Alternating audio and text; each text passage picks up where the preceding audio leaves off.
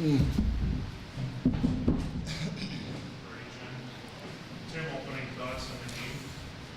Well, a hard-fought game. You know, we have seen these guys enough time now in this game, but in other games as well. We know they're a highly skilled, skilled group, transition team, and they'll make you pay. And you know, you saw a little bit, I think, on our end where we were sloppy in transition and/or at our net front, and you know, they clawed their way right back in the game. So when you play veteran teams and you play teams at this time of the year that have the experience that they have, it's a grind. There's no doubt about it. So we're very proud of our group. We're proud of how far this group came from the beginning of the year to where we are today, and we're looking forward to going to Lake Placid. Coach, did two previous meetings help you guys at all in this game? You know, I think personally, I think the two previous meetings weren't that integral because I think they were on a little bit of a tailspin when we saw them. If you look at the two games that we played, I don't think we played particularly well at that time either. We were still growing as a group. That was in December. Not that impactful. What made more sense to us was the fact that we've now seen them 3 years in a row in a quarterfinal and the type of game that it would be tonight. So, you know, I thought playing with the lead, playing from the front was very important. I didn't expect to go from 3-0 to a one-goal game, but, you know, that happens. Got that early lead from two guys, including Chris here, who hadn't scored as many goals this year as your top lines. What does it mean to get goals from those two guys early on? Yeah, we had you know, Luke Rygus off the fourth line and Riggs score the first two, and you know, we watch Chris shoot the puck every day in practice, and he's got a bomb, and he hardly ever, you know, hardly ever cranks it up. He goes off the side, he tries to find somebody down low and make a play, and you know, I mean, you see when he shoots the puck, and when we get traffic like we did on Schmidt, he never saw the puck, and that was a bomb. It was under the bar, and it was going in on any goaltender that was in the net, you know.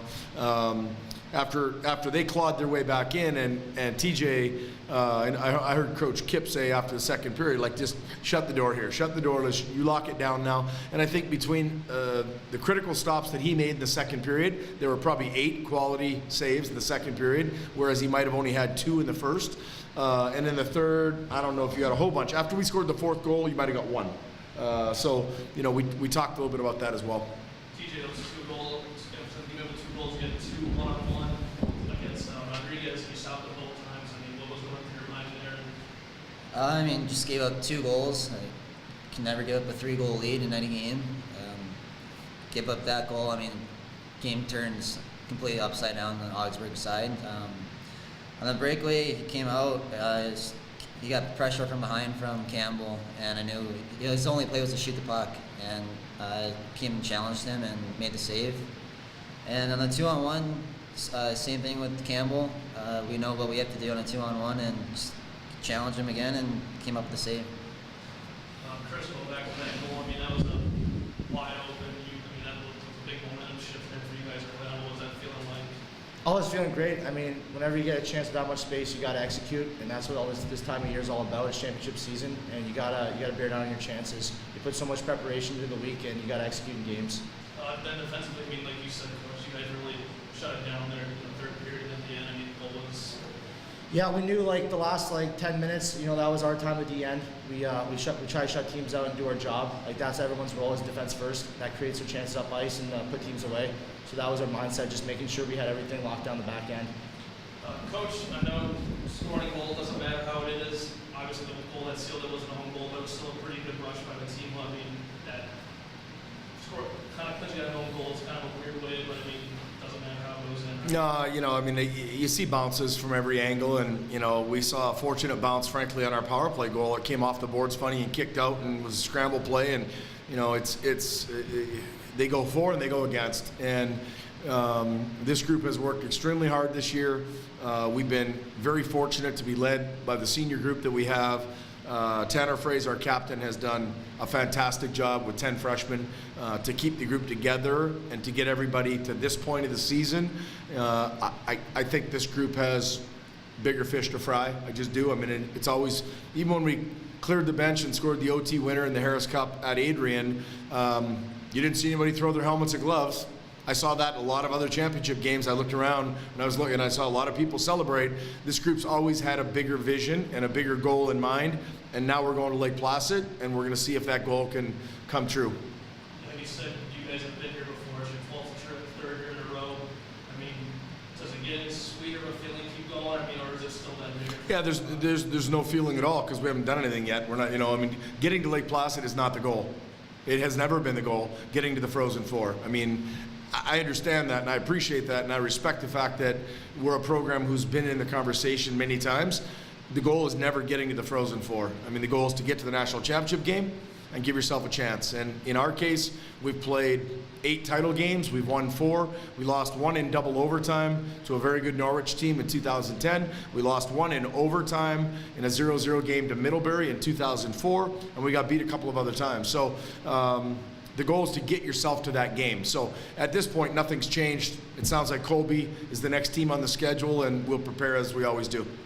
Chris, senior year, it's your third year in a row going. I mean, gotta be the same mindset for you. Yeah, for sure. It's a lot of kind of unfinished business mentality. I mean, our class is just itching to get back to that title game, to play for a chance again, and to come away with a couple wins here ahead of the road. So that's the whole mindset. It's just we know what's ahead of us, and we're just sticking to the process and playing as hard as we can. Any feeling now that your last game accomplished one game? I mean, everyone has let me know, but to me, it was just another game. It was another game. We just had to come away on the upper side of it, and that was all I thought going in. TJ, I believe this is your third time going to the goaltender. I mean, previous experiences helping you at all preparing for this next trip? Yeah, for sure. Anytime you can play in the Frozen Four, it helps. But I mean, it's a game of bounces when you get that far. Every team there is able to win, and we just have to come out and play our hardest game and hope the bounces go our way. Coach, final question. You've been at Lake Placid many times. I mean, is it good memory, bad memory? Yeah, Lake Placid's been very good for St. Norbert College. It was always as a West team headed out to the East region and playing on Olympic sheets, which we don't do much. It's always been a question. I think, is this our 4th trip, Dan, to Lake Placid? To Lake Placid? I think so. We were there in 2008, and we won all the games we had to play. We were there in 2010 in Lake Placid, and we lost in double overtime in the final. We were there in 2012, and we won both games. So I think this is our 4th trip. 2 years. And in 16 we were there, and we played in the final, and we were 1-1 and got beat. So, I mean, we got 2 losses against 4 or 5 victories, whatever it is. So I think this team skates really well. I don't have an issue with playing on Olympic sheet. I don't know much about our upcoming opponent. We'll dig into that tomorrow. But our team, I think, has looked good. Like when we played at Marion earlier this year, we looked good on the big sheet. I got no issue with that. It's we'll practice out here on Rink 3 Monday, Tuesday, and Wednesday, and we'll see where we go from there. Thanks. Okay.